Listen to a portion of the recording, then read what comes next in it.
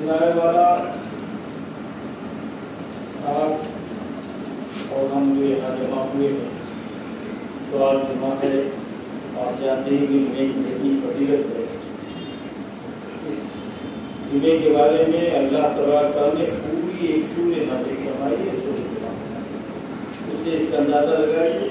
और फिर उसके बाद दूसरी फजीलत आ ये है कि रमज़ान मुबारक की आज पहली तारीख है, 15 होगा। ये दो फजीलतों के साथ हम लोग यहाँ पर जमा हुए हैं और इस महीने के बारे में अल्लाह तबारक व तआला ये कहता है कि ईमान वालों, तुम पर रोज़े फर्ज किए गए।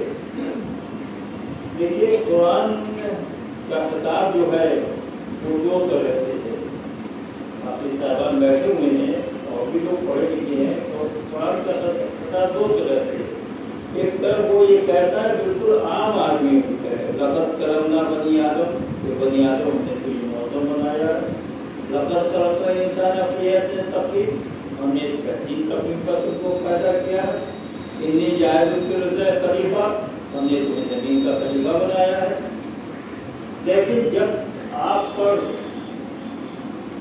कोई वो काम करने के लिए कहता है, तो या युज़ीना आमनु से वो बात अल्लाह तबारक व तआला को कहता है कि ईमान वालों, दूर पढ़ने का एक ईमान वालों, उसको ईमान वालों को रखो। तो मालूम हुआ कि रोज़ा ईमान की दलील है। जो रोज़ा रखता है वो ईमान वाला है, जो रोज़ा नहीं रखता है वो ईमान वाला नहीं।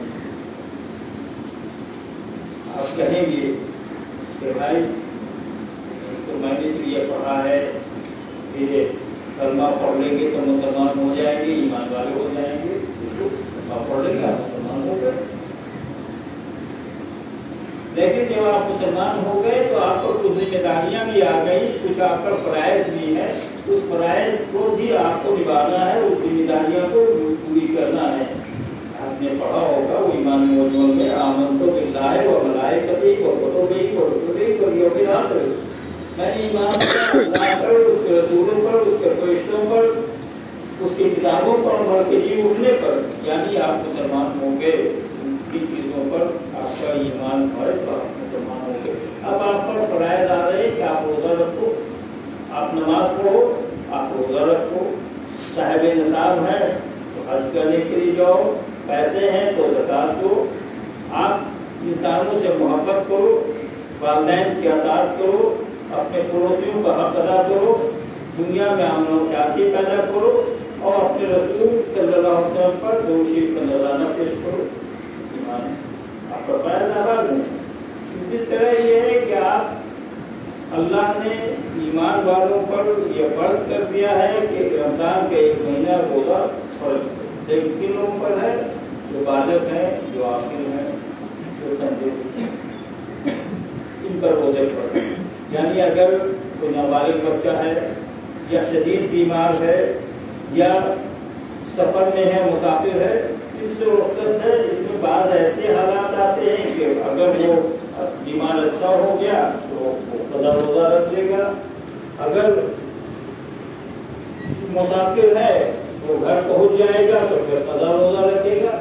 लेकिन बाज़ हालात ऐसे आते हैं कि नाबालिग लोग उसके लिए खुद कदा रोज़ा बांधेंगे। अगर एक बच्चे 11 साल के उम्र में रोज़ा नहीं रख रहा है तो ऐसी बात नहीं है तो 15 साल होने के बाद वो कदा रोज़ा इधर के नहीं, वो इधर के उसके लिए रोकता है। जब बालिग हो गए तब से शुरू हुआ। इसी तरह कोई दायरुल मर्ज़ है, बिल्कुल अच्छा नहीं हो सकता है, रोज़ा रखने से और उसकी तकलीफ में बढ़ जा सकती हैं, ऐसे लोगों के लिए है कि उनका रोज़ा रुख़्सत है, लेकिन उसका वो फिदिया देंगे। रोज़े की बड़ी अहमियत अल्लाह तबारक व तआला के सामने है। देखिए, जितने आमाल हसना हैं, आप पर जितने फ़राइज़ हैं, अल्लाह ने सबका सवाब, सबका अजर मुक़र्रर किया।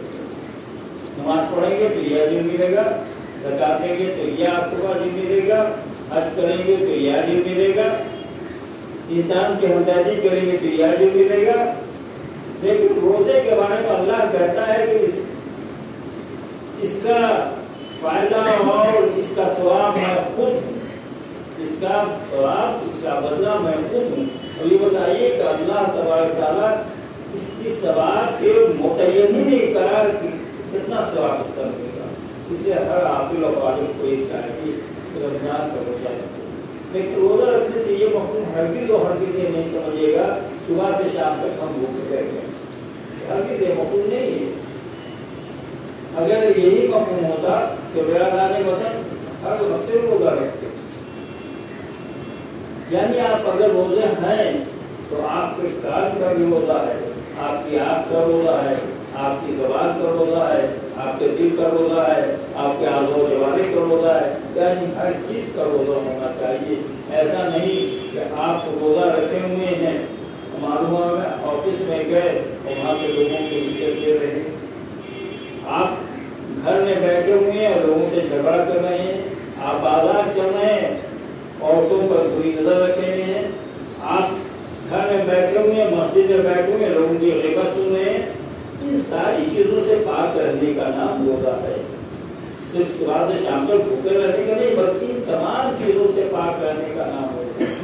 اگر ان تمام چیزوں سے پاک رہ کے آپ نے روزہ رکھا تو اس کا اجر اللہ ہے, اللہ سے بے حساب دے گا, جس کی کوئی حساب نہیں ہے. کتنا دے گا. جناب والا بڑا اہم مہینہ آیا ہے, 3 حصوں کا منقسم ہے. پہلا حصہ اس کا رحمت ہے, دوسرا مغفرت ہے, اور تیسرا جہنم سے نجات ہے. ہم لوگ رحمت کے عشرے سے گزر رہے ہیں. آج پہلی تاریخ ہے. آپ جانتے ہی ہیں کہ اس مہینے میں نفل کا ثواب فرض کے برابر ہو جاتا ہے, اور فرض کا ثواب 70 گنا بڑھ جاتا ہے.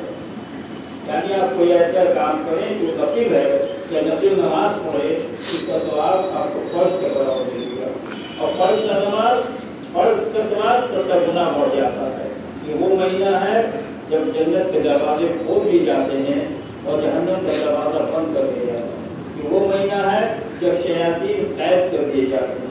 یہ وہ مہینہ ہے جب دریا کی مچھلیاں روزے داروں کے لیے دعائیں کرتی ہیں. یہ وہ مہینہ ہے کہ روزے دار کے نیند سے جو خون کرتی ہے اللہ تبارک تعالیٰ کو مشک اور زعفران سے زیادہ اچھی معلوم ہوتی ہے. یہ وہ مہینہ ہے. اسی سے مہینے میں عبادت و ریاضت کا زیادہ سے زیادہ اہتمام کریں. آپ جانتے ہیں کہ اس مہینے میں چاند دیکھنے کے بعد تراویح شروع ہو جاتی ہے. تراویح کے بارے میں بڑی غلط فہمیاں لوگوں کے درمیان ہیں, بہت غلط فہمیاں ہیں. ایک تو یہ ہے کہ بحثیں ہوتی ہیں کہ تراویح کتنی رکعت ہے, کتنی پڑھنی چاہیے, کتنی پڑھنی نہیں چاہیے. دیکھیے رسول خدا صلی اللہ علیہ وسلم نے 8 رکعت تراویح پڑھی, لیکن ہمارے یہاں صحابہ کی بھی سنتی قرار دے دیا گیا ہے.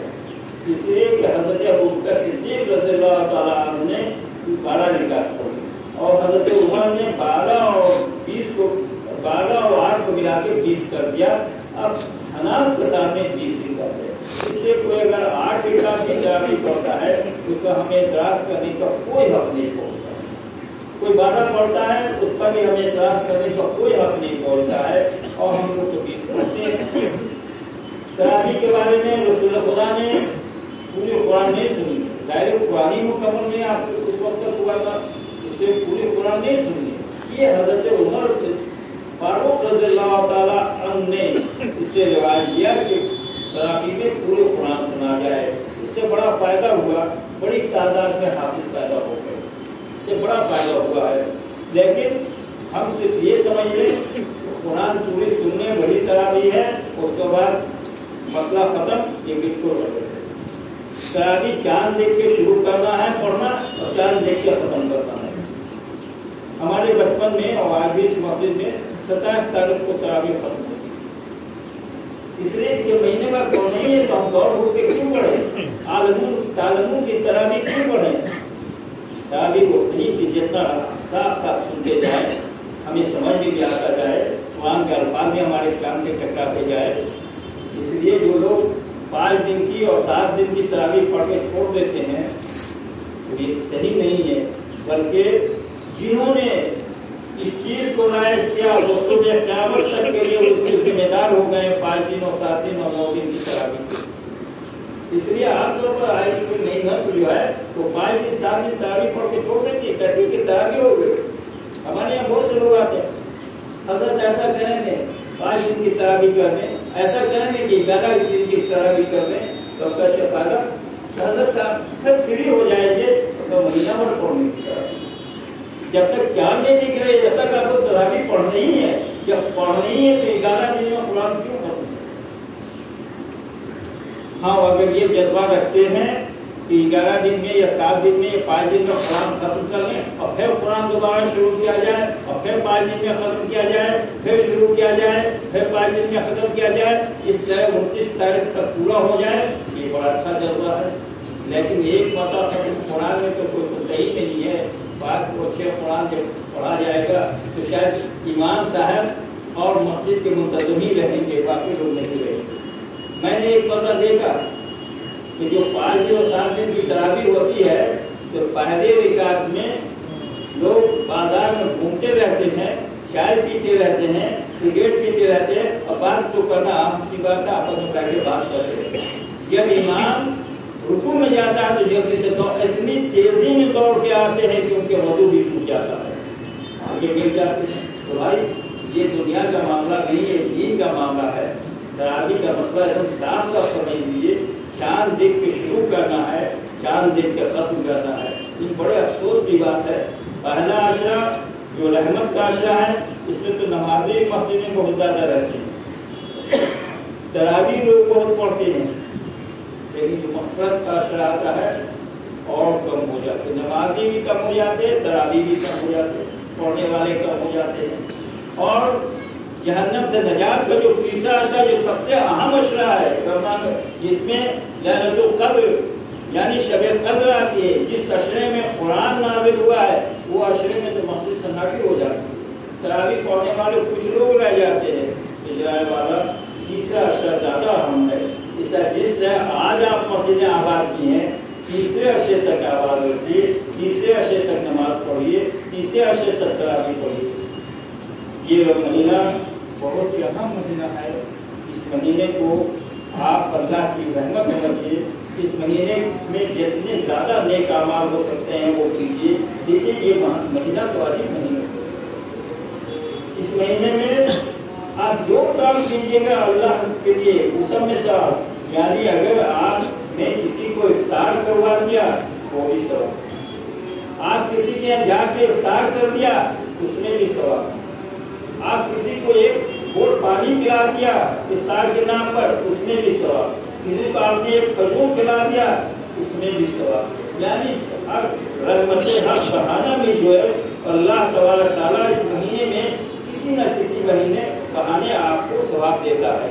सिर्फ आप लेने के लिए तैयार हो जाइए, अपने आप को इस तरह तैयार कर लीजिए कि अल्लाह तबारक तआला आपको ज़्यादा से ज़्यादा जो इस महीने का इबादत हो रहा सकता। एक बात और मैं आपको कह दूँ, देखिए एक मतलब हमारे एक मुसल्ली है साहब उनको बहुत अच्छी बात कर रहा है उन्होंने, हम बहुत खुश हुए कि हमारे मुसल्लियान में से ऐसे ऐसे लोग हैं। जैसे अभी आवाज़ आ रही है नमाज के वक्त आवाज़ करी आती है, तो लोगों ने यहाँ पर मैं किया, एक दो मतलब मैं का नमाज हो गई तो उन्होंने मुझे क्या लगवाया हज़रत मैं का नमाज होती बाहर आवाज़ आ रही। हम खुश हुए कि हमारे मुसल्लियान में इतना दीन जानने वाले लोग हैं कि नमाज की आवाज़ कुरान की आवाज़ बाहर ना जाए। लेकिन बड़े अफसोस की बात करनी पड़ती है कि आज के इस एरिए में तरावी जो हो रही है वो मैक पर हो रही है। भाई जुमे की नमाज तो मुश्किल से 5 मिनट का ख़त्म हो जाती है और तरावी 3 घंटे में ख़त्म होती है। कुरान के पढ़ने का जितना सवाब है उतने ही सुनने का भी सवाब है। कुरान पढ़ने का सवाब जितना बावजूद पढ़ने का पढ़ा जाएगा वैसे बावजूद सुना जाएगा। कुरान को पढ़ते वक्त आप गुफ्तगू नहीं कर सकते हैं, वैसे कुरान सुनते वक्त आप गुफ्तगू नहीं कर सकते हैं। लिहाजा कुरान की बेहुरमती होती है।